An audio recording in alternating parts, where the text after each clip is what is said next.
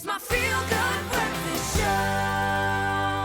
Welcome back, of course. It's your feel-good breakfast show, and we're about to shake and we're about to bake, of course. And now, what a great cup of coffee we had earlier before the break, of course, with Jessie and G, making us all froth, of course, and get us excited for this workout. And I'm absolutely pumped right now, and I'm ready to get it going. So we know that stretching, of course, is important for any athlete, and important because they perform it as part of both of their warm-ups as well as cool-down sessions to avoid injury and keep our muscles healthy, right? So from improving your circulation to increasing your range of motion and keeping muscles flexible, strong, and healthy. Stretching is highly recommended before any workout, of course, too. Now, make sure to join us this join us this morning for this full body stretch, and I know you're absolutely going to love it. And I'm joined by the beautiful, illustrious Zoe B. I always love your intros. Thank you. You're only deserving of it. I am so guilty of never ever stretching after a workout, and I'm looking forward to this. But Zoe, I think we all are guilty because we're all so keen to pump it and get those endorphins going, but we never want to do the work to recover. Yeah, I'm done, I'm out of here.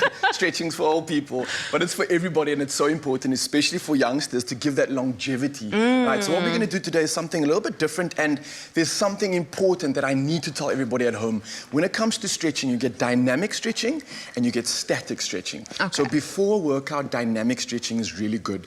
That's a type of stretching that involves movement. Static stretching is when you have a hold for at least 30 seconds. Okay. And that's something you do after your workout, right? Why we do it after the workout is because the static holds actually weaken the muscle, so it promotes a little bit more injury. All right. Okay. Now that we got that out the way, you just said promotes a bit more injury. Is that what we want? No, we don't want that, okay. and that's why we're staying away from the static stretching. Only doing dynamic this morning. Okay. All right, so we're going to start from the bottom up and do a full body workout, and this one's really simple. So we're going to start with the calves, having your foot dorsiflexed, which means having your toe pointing towards the sky. Your calf is stretched out. You're going to have your lower back nice and neutral, sticking that glute back, and you're going to go for a nice deep scoop, and you should feel that little stretch down there in the calf. I definitely am feeling it. Nice. Yeah. So now we don't want to go too slow with this, so we're going to make it dynamic once again. So we're going to walk it out, all right? Okay. So left to right every single time. Go for a scoop, keeping that low back nice and straight. You guys at home, neutral spine, and almost closing the door behind you if you would. And that's the kind of mechanic that you'd have for your glutes at the back there. You feeling that stretch in the calf? I am, and I see what you mean with a bit more movement. You don't have to be too slow, and this is part of the warm-up. Exactly, and each pulse creates more warmth, which means an increased range in our motion. So you'll notice you go deeper and deeper after every rep. So you guys at home that are joining us right now, exactly the same thing. Okay, we're going to move over to the hamstrings now. All right, that's the back of the quad. Hamstrings over here. Often a muscle that goes for sprinters, soccer players, and anybody doing fast-paced work. So I've heard of people pulling their hammies, and I don't looks wish nice. that on anyone, Zoe. I've torn each hamstring at least 3 times, so I don't wish that pain on anyone. All right, so starting with your knee nice and 90 degree, and you've got a dorsiflex foot, you're going to kick it back behind you now and try create a straight line with your leg and your upper body, and you'll feel both the stretch in that that hamstring, as well as your calf and your foot needing to stabilize. I don't know if you're feeling that at all. Yes, so you're needing to also stabilize and use your core at the same time, all right? Alternate to the other side.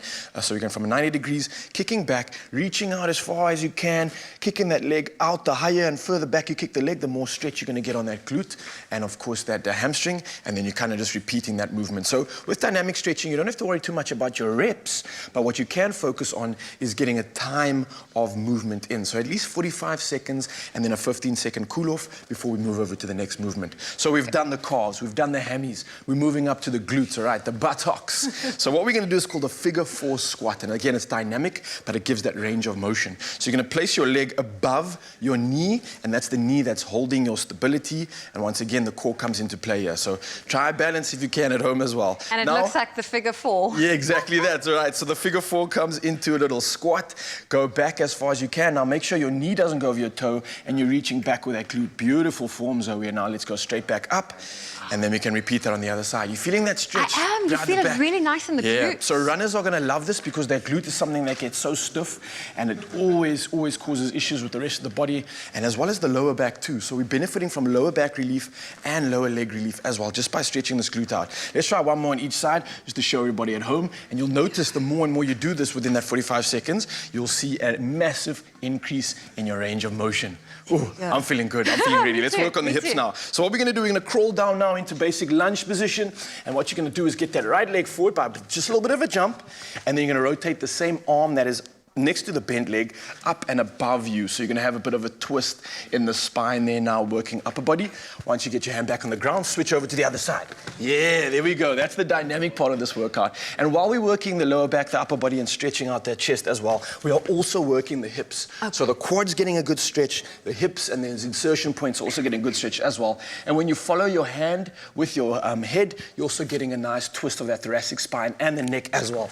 How you feeling over there? I'm loving this stretch. I know, it gets you in such a zen zone. I find if you ever have any potential stress coming in your day, this type of a workout, this type of a warm-up is not only good for exercise, but it's a warm-up to get you ready for the day. So everybody at home, you can use this in your arsenal of skills, your bag of tricks, and your tools to grow and succeed when it comes to your fitness journey. And as you can see from Zoe and I, massive smiles on our face because we're ready to tackle a day.